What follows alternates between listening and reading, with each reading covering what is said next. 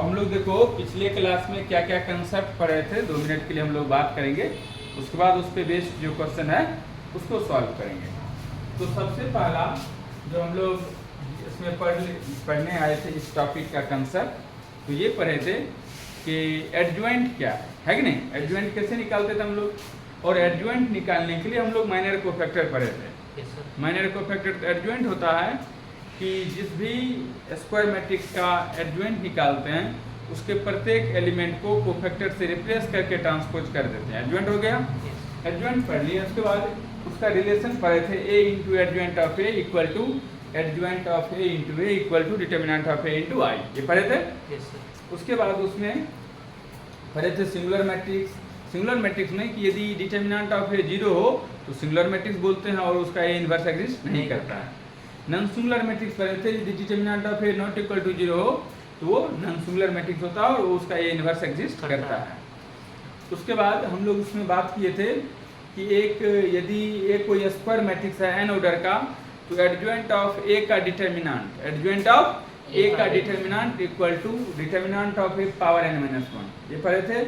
उसके बाद हम लोग बात किए थे कि A inverse equal to, A inverse का फार्मूला होता है adjoint of A divide by determinant of ए।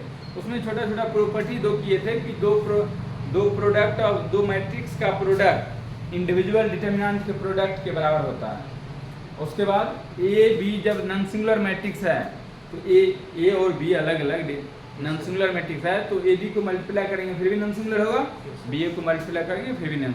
इतना कंसेप्ट तुम्हारे पास है। और उसमें देखो सबसे पहला यदि 4.1 एक्सरसाइज में न्यू बुक में तो कहता है फाइंड एडजॉइंट, तो एडजॉइंट तो बता ही दिए थे हम लोग। उसके बाद बोला वेरीफाई करने के लिए A into adjoint of A equal to adjoint of A into A, ये भी हम लोग कर लिए थे 3 और 4 question.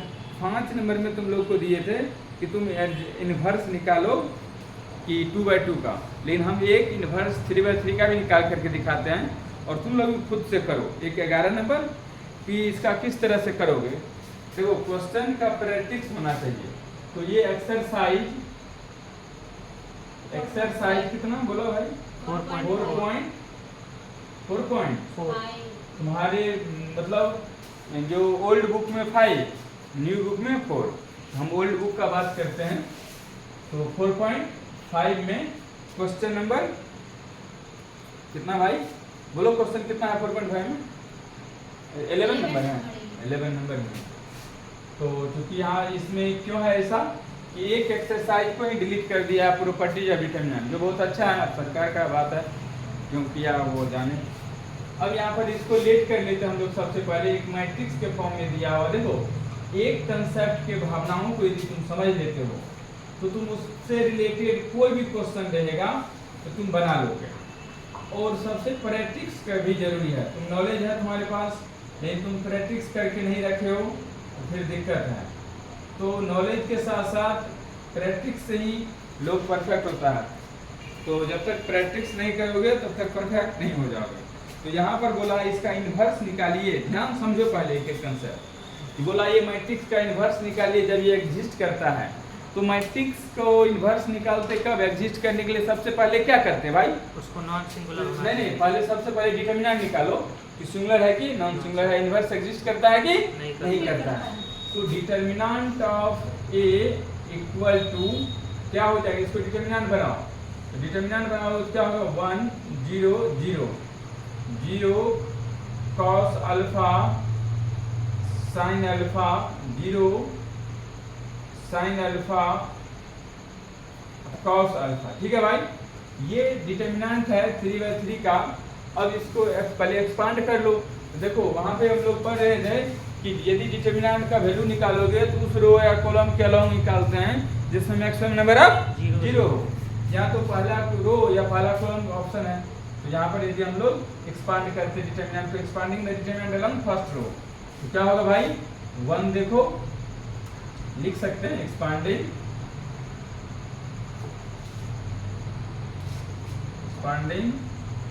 The determinant,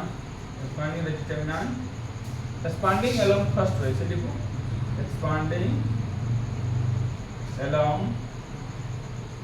first row के साथ एक्सपांड यदि करोगे तो determinant of A equal to क्या हो जाएगा भाई, ये देखो 1 क्या होगा 1, और इस रो और कॉलम को डिलीट कर लो तो cos alpha sin alpha minus cos alpha, और देखो प्लस माइनस 0, साइन क्या बोले थे 3/3 ऑर्डर का डिटरमिनेंट का, plus minus plus minus plus, ये 0 इंटू समथिंग 0। तो यहाँ पर डिटर्मिनेंट ऑफ ए का जो वैल्यू आया वो 1 into cos minus cos square alpha minus sign square alpha. क्या बोला भाई, एंगल का स्क्वायर नहीं होता है, फंक्शन का स्क्वायर होता है।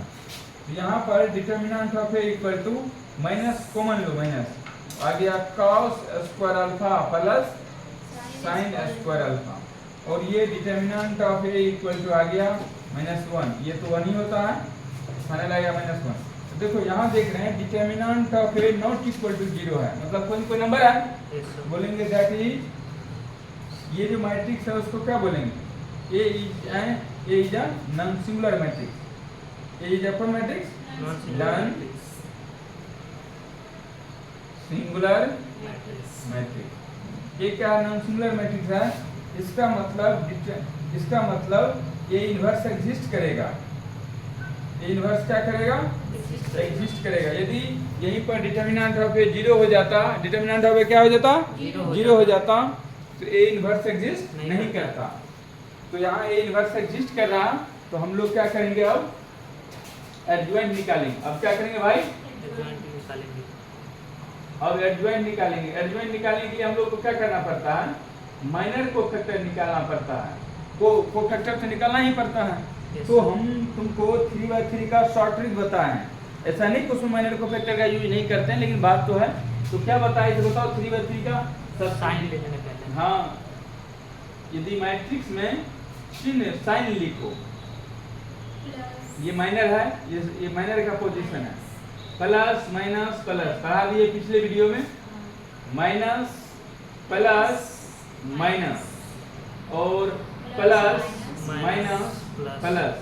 देखो भाई, इसमें हम लोग पुट करेंगे इसका माइनर को।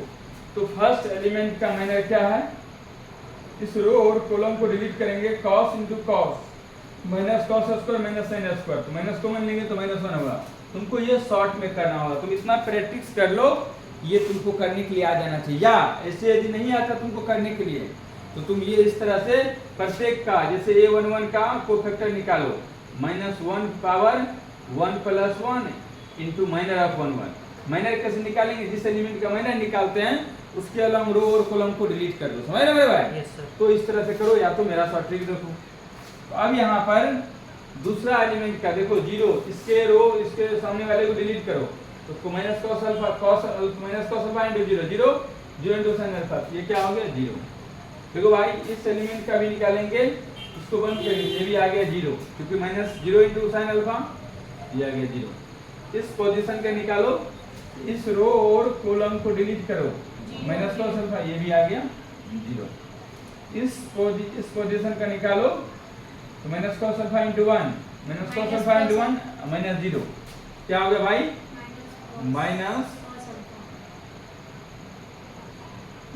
-cos alpha. उसके बाद इस रो और कॉलम को डिलीट करो, sin alpha into 1 sin alpha, भाई sin अल्फा इंटू 1 0 कैसे, देखो इसके अलाउंग कर रहे हो, इसके along, sin alpha into 1 0 into 0। अब यहाँ पर यदि इस एलिमेंट का निकालना है माइनर, इसके सामने वाले को डिलीट कर दो, ये भी आ गया 0। इसका निकालना है तुमको माइनर, इसका तो sin अल्फा हो गया, माइनस कैसे भाई, sin अल्फा, और अरे इसको बंद करेंगे तो, हाँ इसको बंद करोगे तो फिर cos अल्फा। तो इस तरह से आप ट्रांसपोज करो। तो यहाँ पर तुम यदि इसको सॉल्व करोगे तो -1 0 0 0 minus cos alpha minus sin alpha, यहाँ पर 0 minus sin alpha cos alpha, ठीक है। ये जो है अब इसका ट्रांसपोज कर लेंगे। क्या कर लेंगे भाई? ट्रांसपोज का क्या रूल है? ट्रांसपोज का रूल है कि जब भी कोई मैट्रिक्स का ट्रांसपोज करते हैं तो उसको रो को कॉलम में बना देते हैं। क्या करते हैं भाई?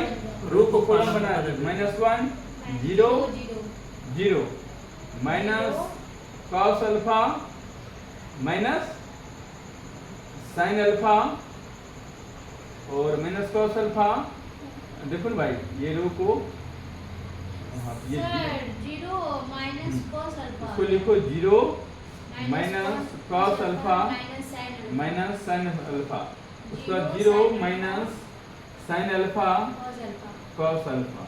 ठीक है भाई, ये आ गया एडजॉइंट ऑफ ए। अब जब एडजॉइंट ऑफ ए आ गया तो हम डिटरमिनेंट ऑफ इनवर्स निकालना है। Inverse of A, inverse of A equal to A inverse. इसका फार्मूला क्या है? Adjoint of A. इसका फार्मूला क्या है? Adjoint of A divide by determinant of A. तो एडजॉइंट ऑफ ए का फार्मूला है -1 0 0 0 minus cos alpha minus sine alpha 0 minus sine alpha cos alpha और डिवाइड बाय -1।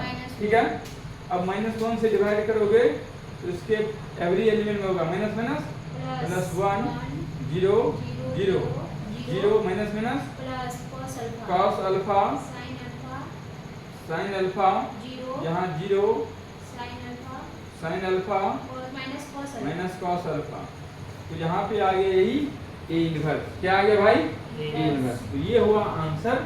इस तरह से चाहे कोई नंबर यहाँ पे गिवन है या साइन रहे कॉस रहे तो तुम कर सकते हो। ठीक है, कॉपी करो जल्दी।